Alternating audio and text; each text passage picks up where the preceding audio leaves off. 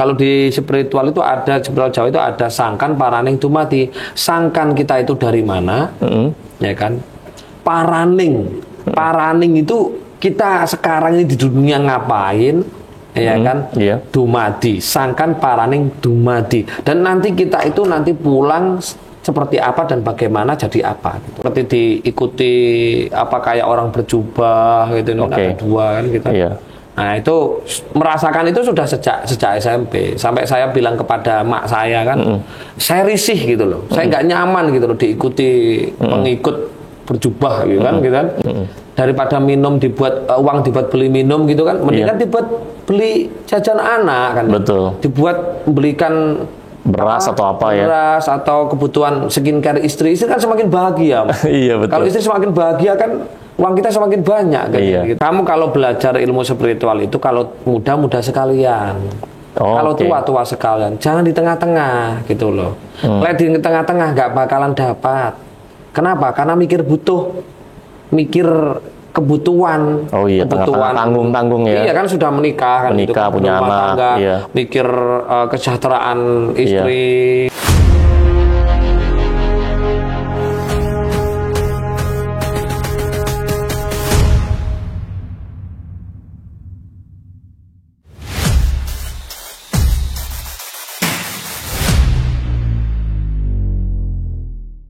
Oke teman-teman, kembali hadir di channel Koko Numerologi ya. Saya bersama dengan Mas Yunus ya, bilangnya Mas Yunus RK.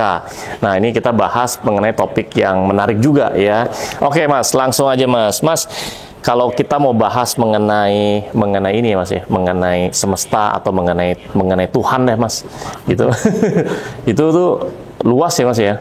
Karena setiap orang kan gimana tuh Mas? Ya luas. Kalau menurut Mas Yunus gimana? Pertanyaannya ini kan harusnya ada syariat, rekod, haikot, dan marifat ya. Iya. Apa itu syariat? Orang kan yang nggak paham ya. Iya. Maksudnya pertanyaan ini lebih spesifik gitu loh Mas. Mau dilihat dari sudut pandang apa gitu loh maksudnya. Spiritualkah, agamakah kan gitu kan, atau kita bahasnya dari sisi spiritual aja Mas. Kita bahas dari sisi spiritual. Kan ada orang yang menganggap tuh bahwa Tuhan itu ada di luar atau Tuhan itu ada di dalam. Sebenarnya tuh Tuhan itu ada di mana gitu Mas.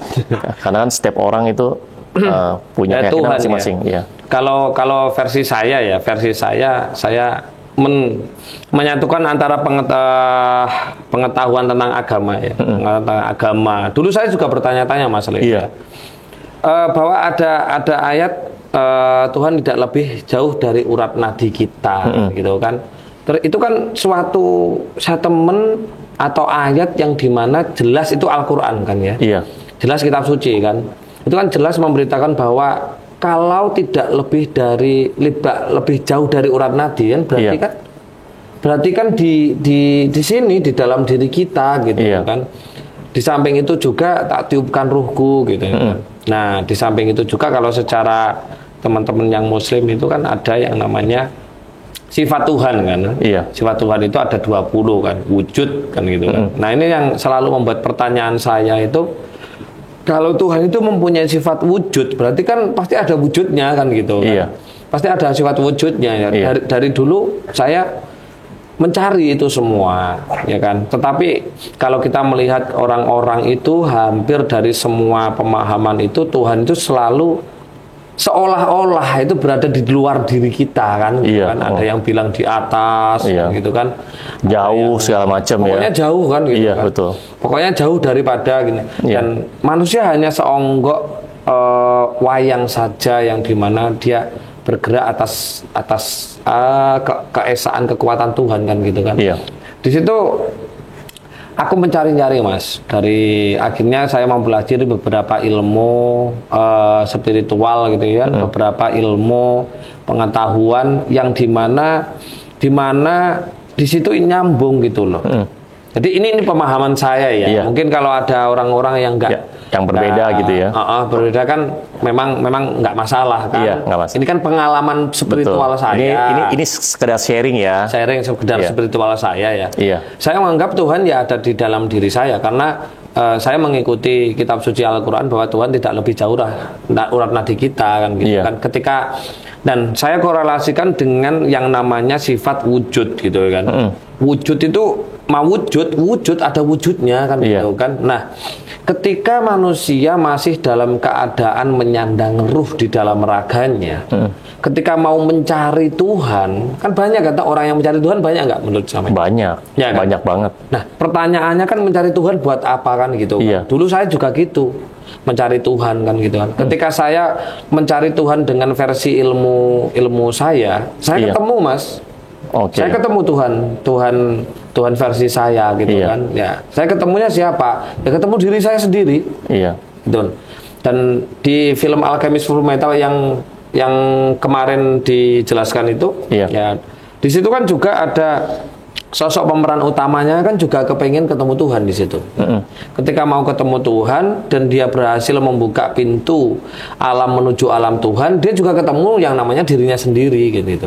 Ini kan berarti sama dengan spiritual yang ada di Jawa kan gitu kan. Bahwa setiap kita ketemu itu kita bertanya, siapa kamu kan gitu kan? Dia pasti menjawab aku ya kamu kan gitu. Kata ada aku di situ, ada bahasa aku di situ. Aku ya kamu gitu loh. Nah, ini kan akhirnya membuat pemahaman saya bahwa saya lihat Tuhan itu kalau diibaratkan, dianalogikan itu adalah seperti air. Jadi tidak berwujud sebenarnya.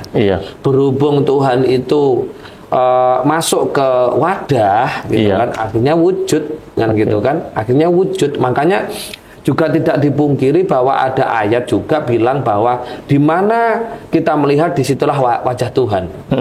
Ada ayat bilang seperti itu, ada gitu. Kalau semua orang memahami tentang ayat-ayat ini, ya, cuman sayang ayat-ayat ini nggak pernah disampaikan kan. Ayat-ayat tentang seperti ini nggak pernah disampaikan.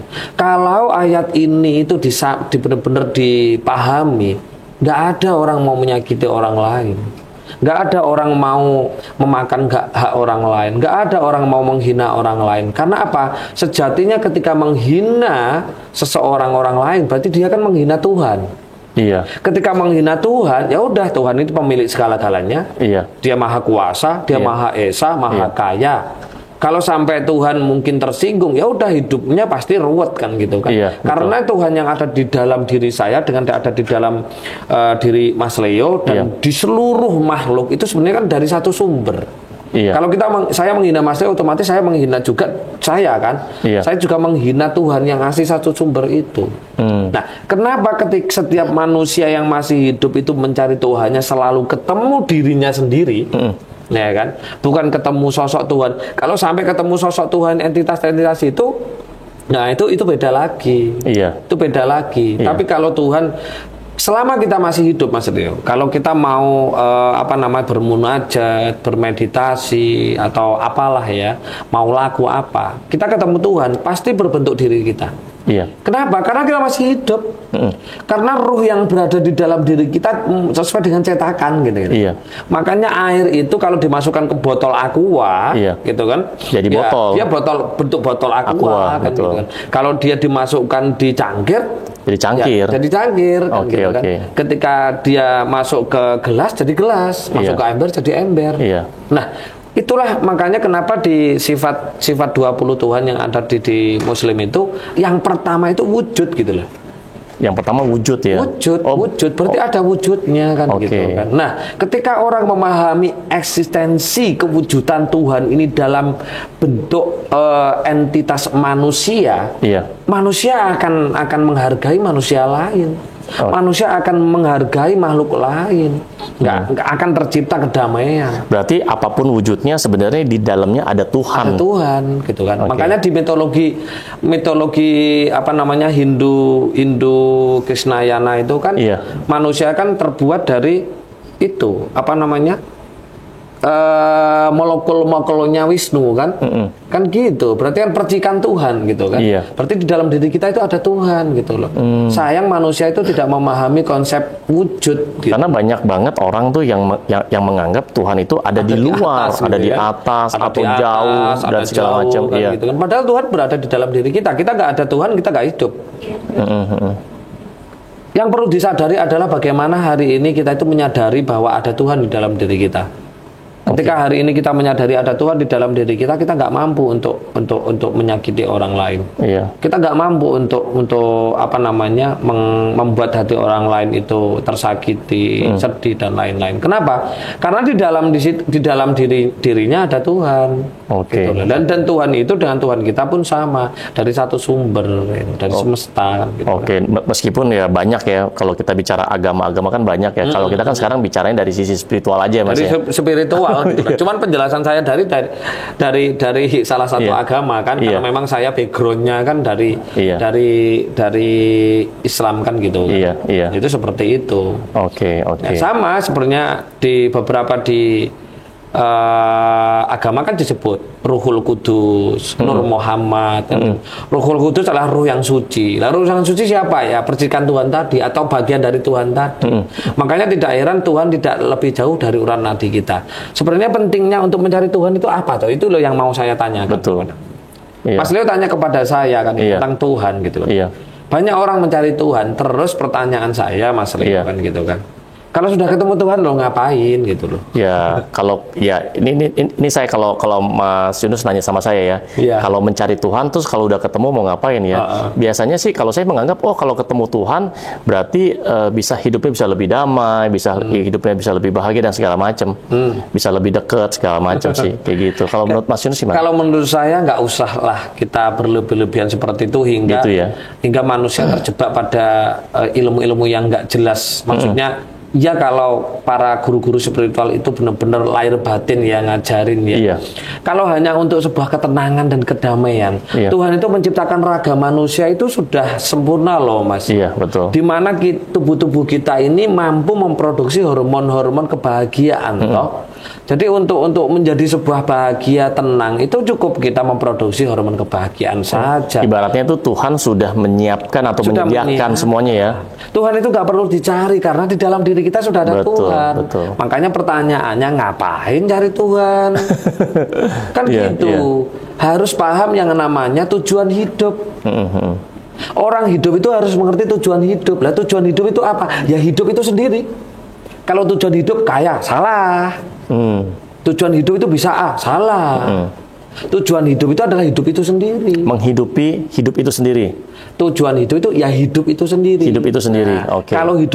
Kalau sudah mengerti hidup, ya kan, di situ dia akan bertindak sebagai seorang manusia.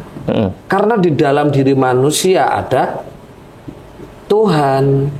Makanya tidak heran di Pancasila, sila pertama ketuhanan yang Maha Esa.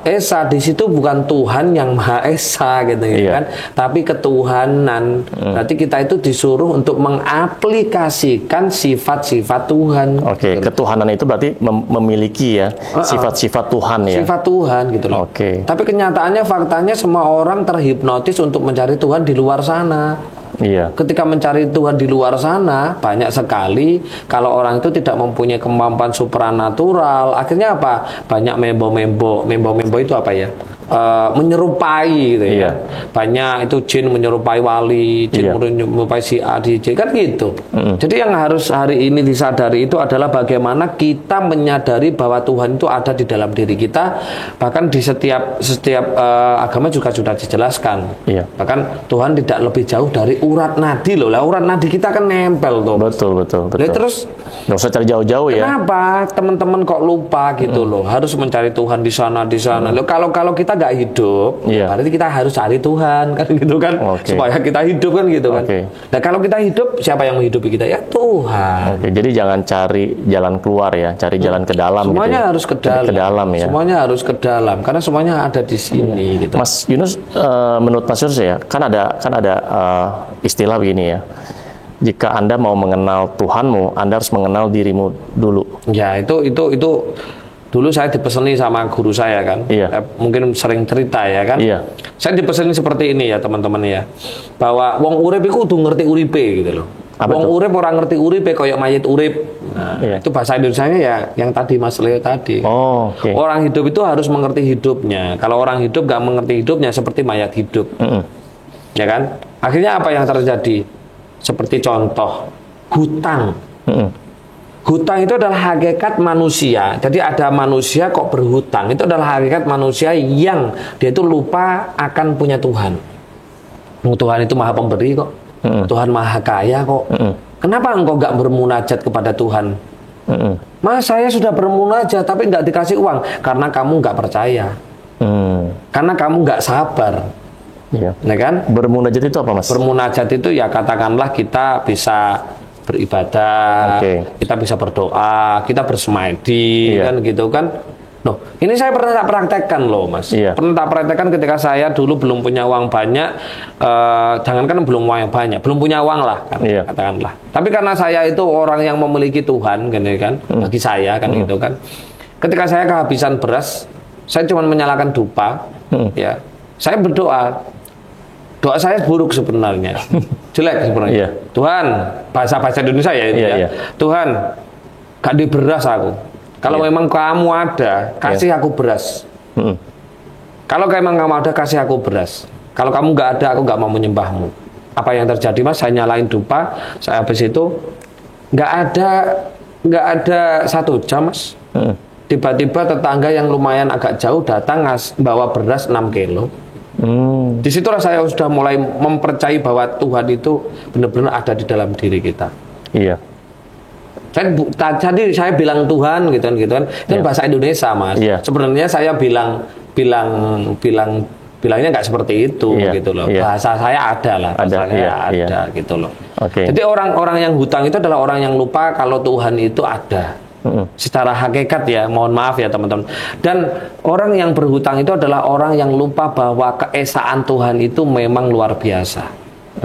Mereka kecepit utang, apa kecepit itu ya, kehimpit hutang, ya kan, tertekan hutang. Akhirnya dia terus berhutang lagi karena dia tidak percaya, tidak mengalami ketuhanan di dalam dirinya gitu loh. Kalau manusia itu menyadari, mengalami ketuhanan di dalam dirinya, dia nggak akan, Mas, berhutang-hutang sampai hidup susah-susah gitu. Dia akan bermunajat sendiri, datang itu uang. Kan gitu. Karena Tuhan Maha Pemberi, apalagi kalau di teman-teman Muslim kan, ud'uni astajib lakum. Kan gitu katanya Pak Ustadz ya. Apa itu artinya? Artinya, berdoa kamu, minta kamu, pasti tak kasih. Itu jelas loh. Jelas ya. Ngapain hutang gitu loh. Berarti orang yang berhutang itu adalah orang yang tidak menyadari adanya Tuhan, tidak menyadari kesadaran Tuhan gitu. Nah, apalagi zaman sekarang ini kan banyak ya masyarakat ya di sekitar kita tuh kena jeratan kayak utang ya, salah satunya pinjol gitu loh. Dan segala macam tuh. Itu sebenarnya ya secepat mungkin, segala mungkin tuh beresin gitu ya, Mas ya. Kalau enggak dia nggak akan mengenal Tuhannya kan. Dan dia berbuat seperti itu kan nggak mengenal Tuhannya. Iya, betul. Gitu loh. Untuk mengenal Tuhan itu kita harus belajar spiritual, karena Tuhan itu bisa dikenal hanya dengan berspiritual. Hanya dengan spiritual ya. Berspiritual. Nggak ada cara lain ya. Nggak ada cara lain. Lah, beragama apakah nggak berspiritual? Berspiritual. Cuman teman-teman di luar sana beragamanya hanya sehelo, hanya sebatas menggugurkan kewajiban. Tidak dilakukan benar-benar dengan ilmunya, tidak dilakukan benar-benar dengan menyadari ketuhanan, menyadari Tuhan gitu loh. Iya. Itu yang dipahami. Itu harusnya apa ya? Harusnya kita itu, bukan kita ya, harusnya teman-teman itu menyadari bahwa itu Tuhan itu ada di dalam diri kita. Ketika kita menyadari bahwa Tuhan ada di dalam diri kita, disitulah kita hidup pasti nggak akan kesusahan. Ada aja kok. Ada ya jalannya, rezeki. Jalannya ada. Pasti itu ya. Pasti. Pasti. Kenapa saya bilang pasti? Karena yang menghidupi raga kita itu adalah Tuhan itu sendiri gitu loh. Nggak mungkin Tuhan kesusahan. Nggak mungkin. Kok ada kesusahan? Karena dia tidak menyadari adanya Tuhan yang ada di dalam diri kita. Iya, betul. Nah, itu seperti itu. Nggak usah nyari Tuhan. Tuhan ada di dalam diri kita, ada di kita gitu loh. Cara untuk menyadari, Mas, yang paling simpel atau yang Mas Yunus lakukan gitu untuk ya memberitahu kepada teman-teman semua gitu. Cara untuk menyadarinya dengan cara apa, Mas? Kalau Tuhan itu ada di dalam diri kita. Kalau untuk pemula ya, pemula sih teman-teman.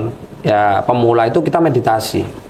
Meditasi, duduk diam, bersila gitu kan, tegak gitu kan, nafasnya mau fokus kemana. Kalau teman-teman mau menyadari adanya eksistensi Tuhan yang berada di dalam diri kita, difokus pada nafas. Fokus pada nafas. Besok lagi menyadari bahwa sadari kalau kamu hidup. Jadi sebenarnya meditasi itu adalah sebuah laku, sebuah metode untuk mengenal Tuhan yang ada di dalam diri kita. Untuk pemula hanya seperti itu saja sih, kan gitu kan. Nanti akan muncul yang namanya pengetahuan, kita akan menyadari ketuhanan tadi gitu loh, di dalam diri kita. Iya.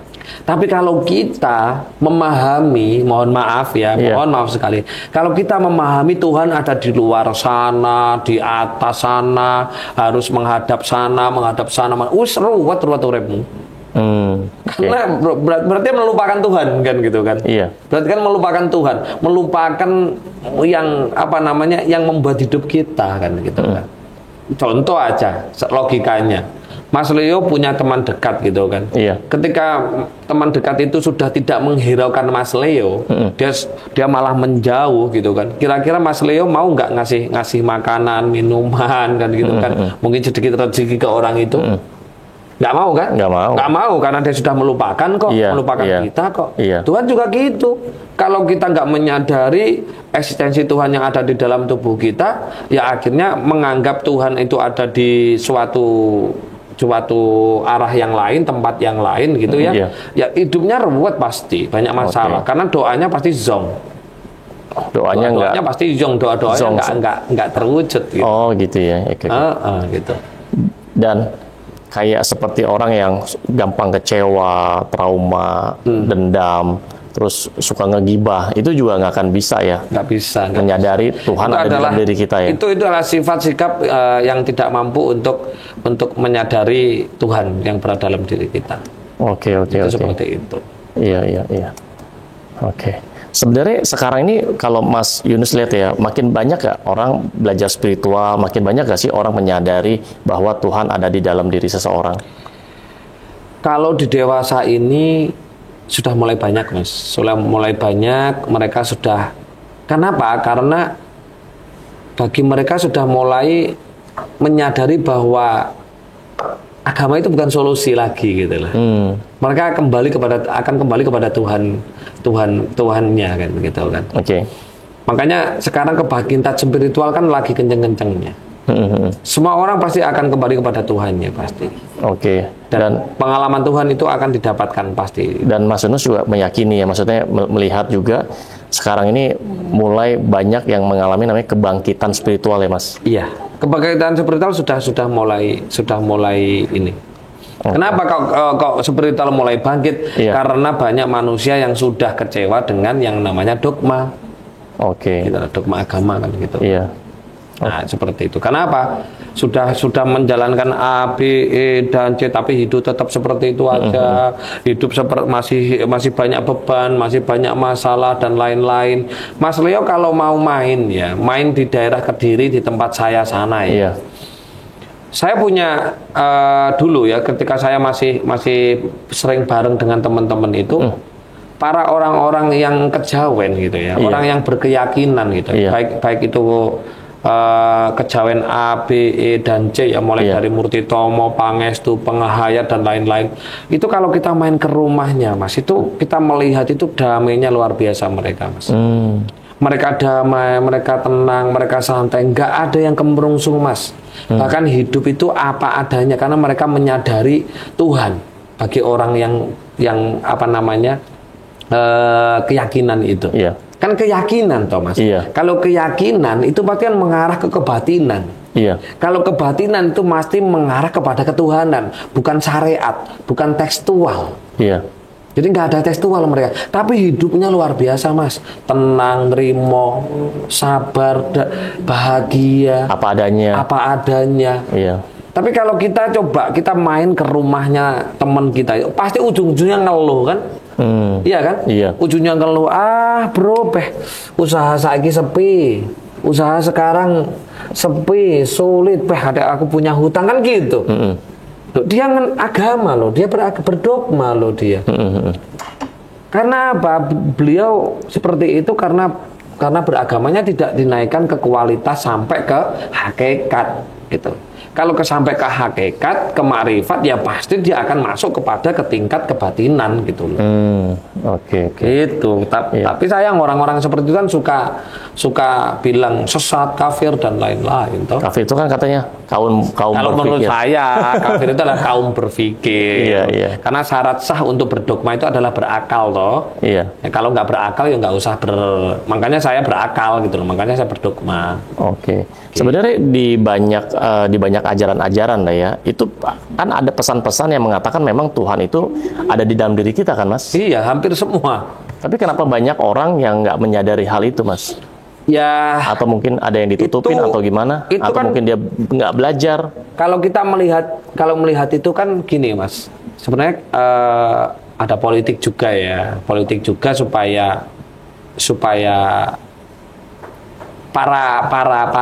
para oknum itu tetap dihormati, gitu. Tetap disanjung-sanjung, tetap digunakan lah, kan gitu kan. Karena di situ tuh kan enak toh, Mas. Ya kan, di situ itu enak gitu loh, nggak bekerja susah-susah gitu kan, dapat uang kan gitu kan, hanya ngomong bla bla bla bla bla bla gitu kan, jualan surga gitu. Iya. Gitu kan, ya udah, ya seperti itulah intinya. Seperti itu ya, oke.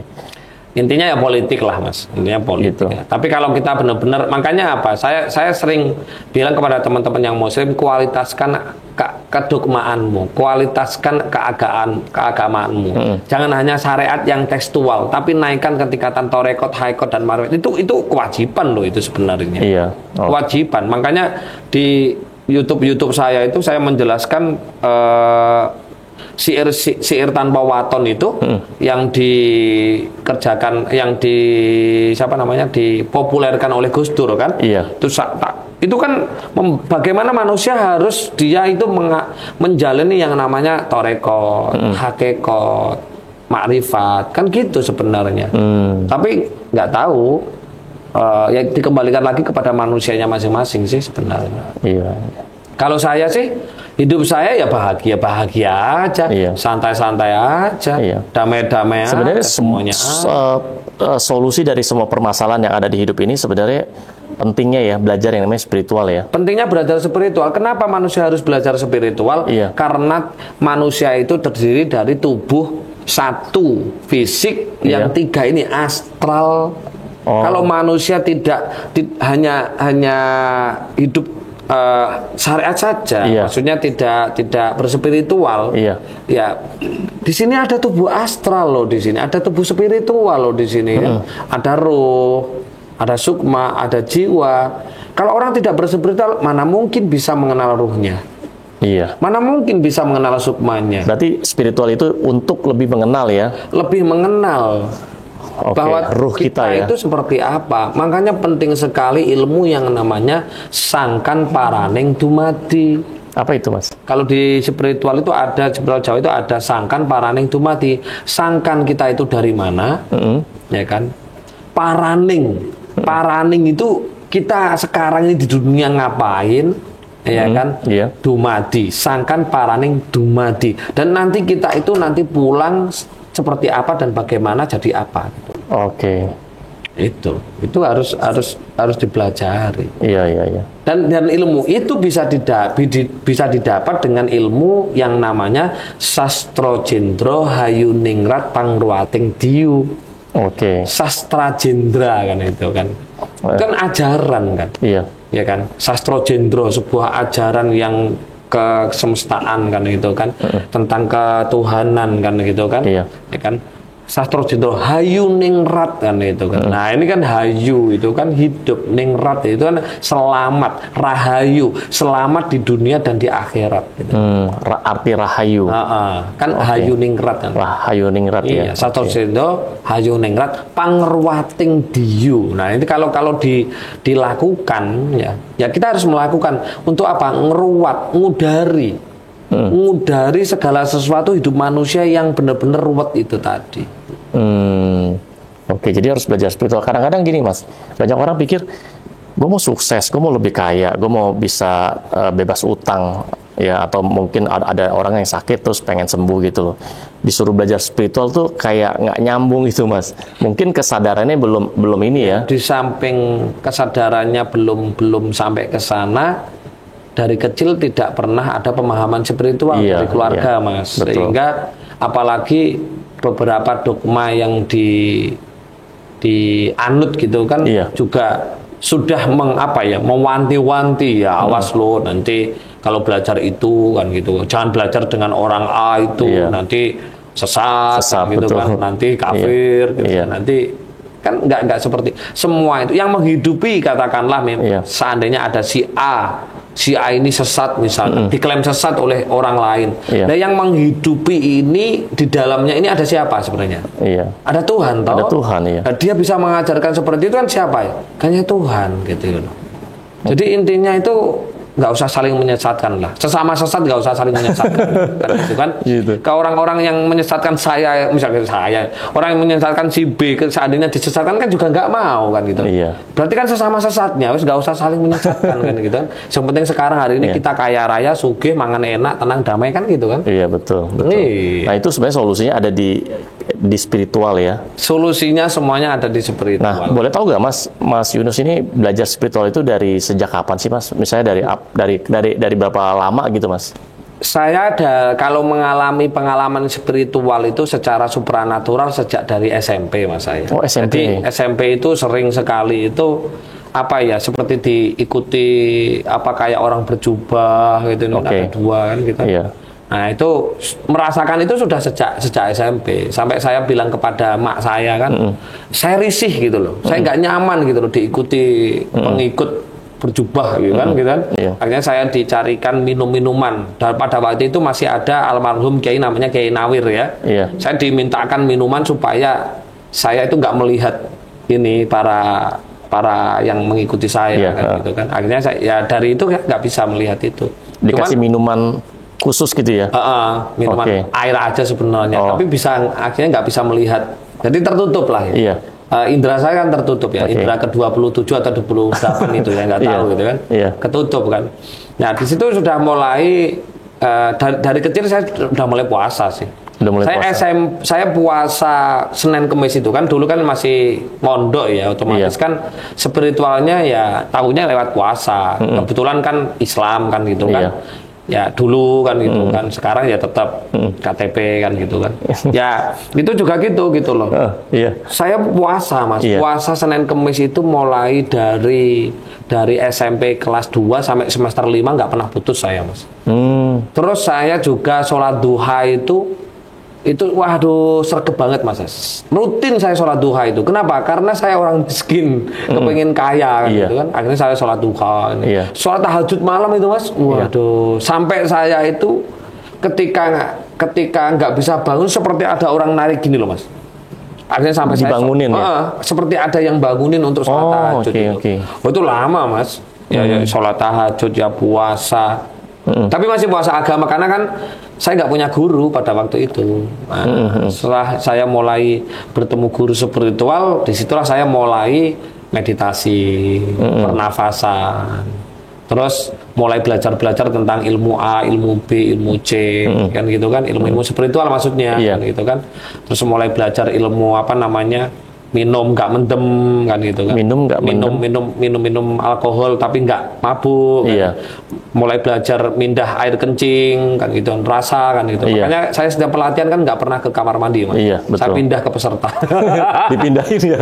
Saya waktu itu pernah ikut kan kelas RK kan, itu dari pagi Mas sampai malam kan, abis RK, abis itu ada lanjut lagi kan RK Sarasehan gitu ya, itu sampai tengah malam Mas. Dan saya lihat Mas Yunus nggak ke WC Mas.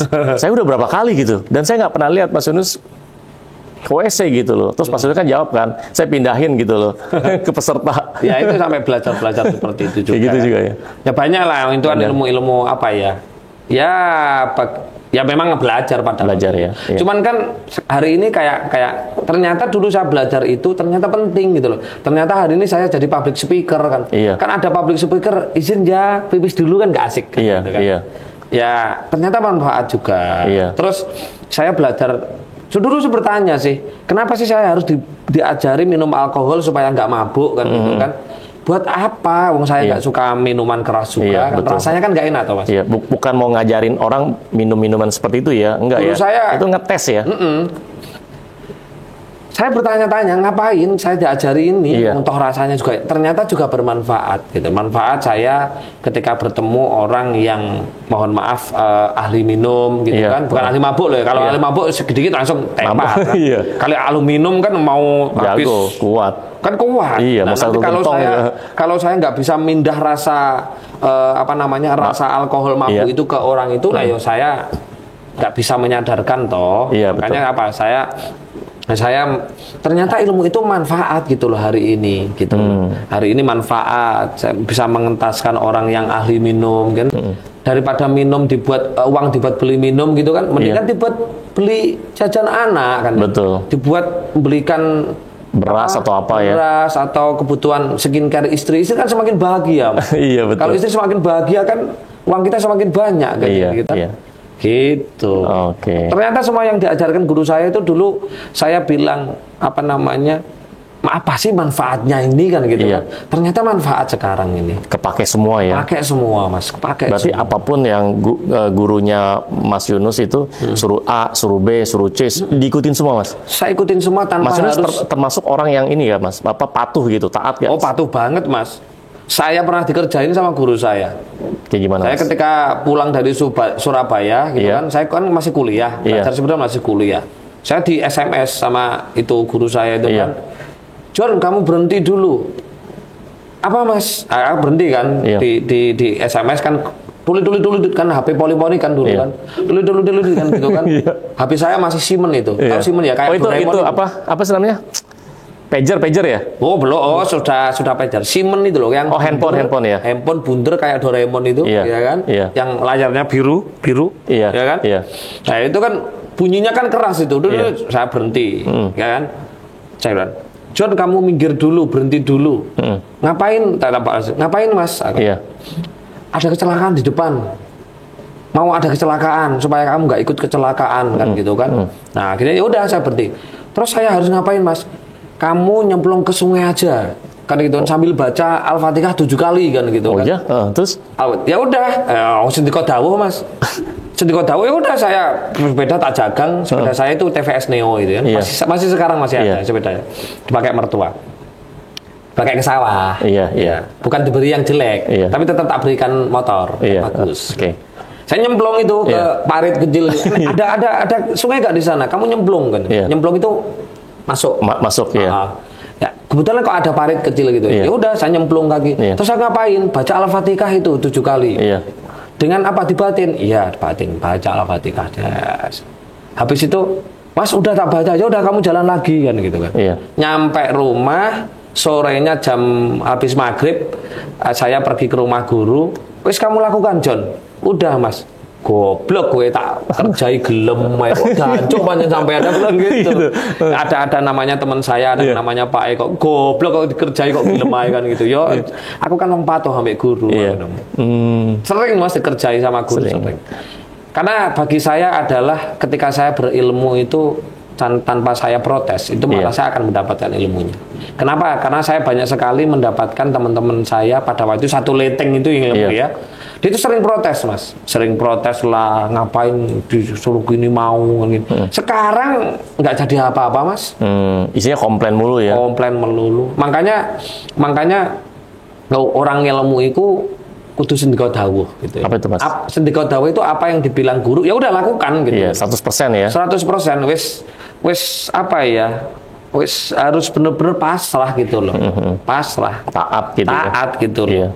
Kok ada murid kok ngerasani gurunya kan gitu kan, apalagi jelekin gurunya, alah uripmu mesti bosok engko. Wis mesti wis.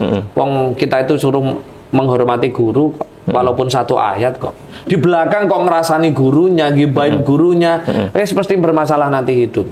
Kenapa? Ilmu yang dititipkan kepada seorang guru itu adalah dari Tuhan juga.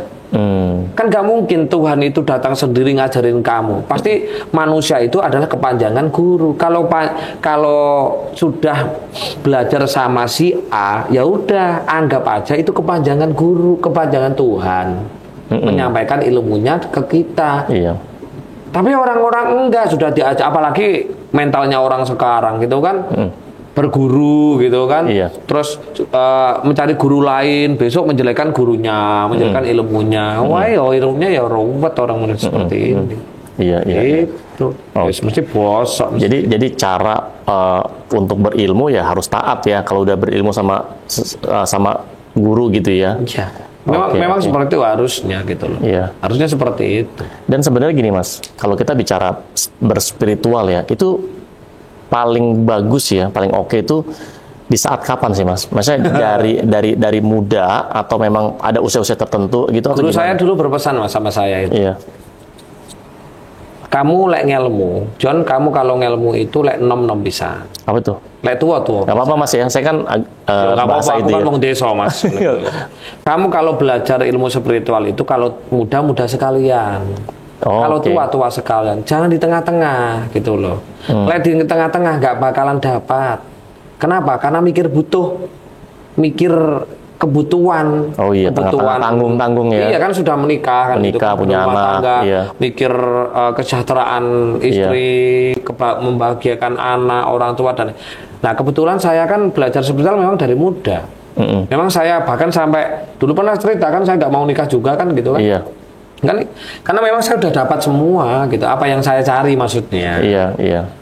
Tapi kalau belajar spiritual itu tua-tua sekalian kan sudah anak-anak sudah sudah kerja gitu semua kan. Ya. Berarti kan nggak, tapi nggak enaknya kalau belajar spiritual tua itu kan kapan matinya kan gitu kan. Tiba-tiba masih lagi belum tiba-tiba mati kan gitu kan. Lagi semangatnya berspiritual ya. Saya hadir ya. Saya hadir di ilmu RK saya ini. Bagaimana teman-teman itu bisa mempelajari spiritual tapi juga masih tetap bisa bekerja, berbisnis, berusaha kan gitu kan. Juga masih bisa membahagiakan, tidak meninggalkan anak dan istri kan gitu kan, juga masih bisa wik gitu kan, kan gitu kan. Ya coba kalau seperti saya dulu. Loh, dulu Mas Yunus ini kalau berspiritual itu sampai keluar kota, sampai ke gunung, kemana gitu? Coba cerita Mas. Iya. Semua pantai selatan udah tak datangi Mas.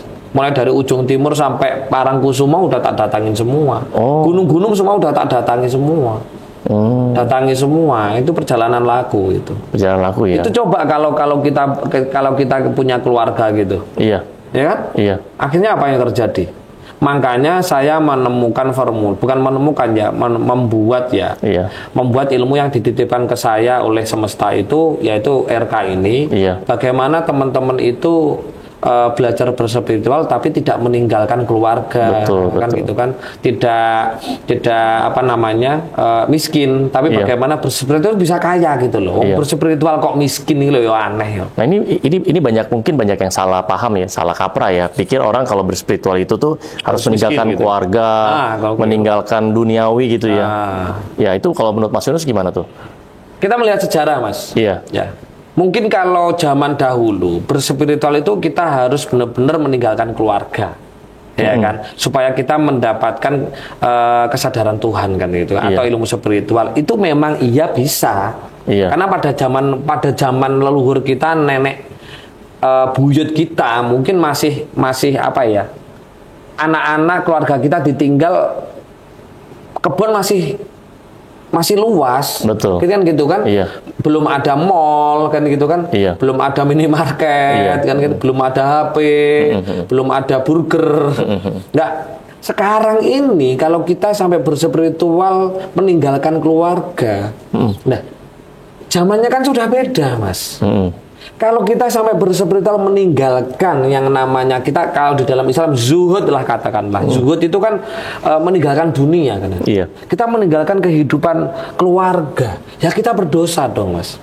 Iya betul. Kita tanggung jawab kan. Iya, beban ya. Iya, betul. Bukan malah dapat spiritual dosa, iya. Betul. Gitu kan. Iya.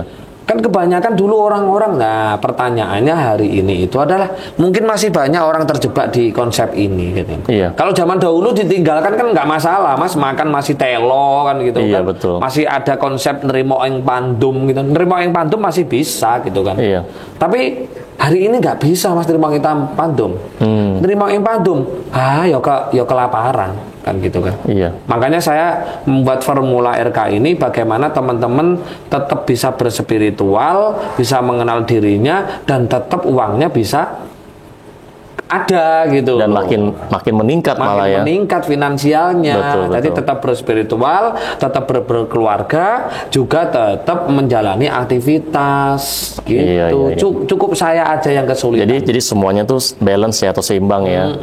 Oke. Cukup saya aja yang yang kesulitan. Berarti Mas Yunus berspiritual tuh dari muda, berarti udah belasan tahun dong ya.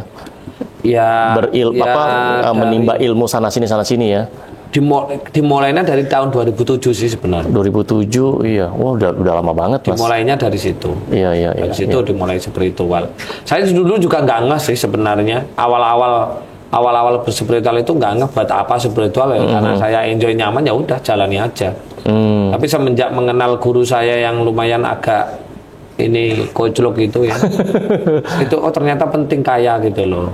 Ya udah, akhirnya saya mulai terpupuk untuk menjadi manusia kaya kan. Iya. Di samping itu kan saya mempunyai pengalaman manusia miskin pada waktu itu kan, nggak enak jadi orang miskin ya. Iya. Akhirnya saya termotivasi berspiritual bukan untuk kesaktian tapi untuk kekayaan. Oh, lebih enak jadi orang kaya daripada orang miskin ya, Mas ya. Ya jelas. Ya, dan menjadi kaya itu bukan suatu hal yang nggak bagus gitu. Kadang-kadang ada kan mindset mereka tuh menganggap wah kalau orang kaya itu biasanya hasil dari korupsi segala macam. Jadi image orang-orang tertentu yang menganggap orang kaya itu jadinya jelek gitu. Kalau Anda menganggap orang kaya itu hal yang negatif, Anda nggak akan jadi kaya.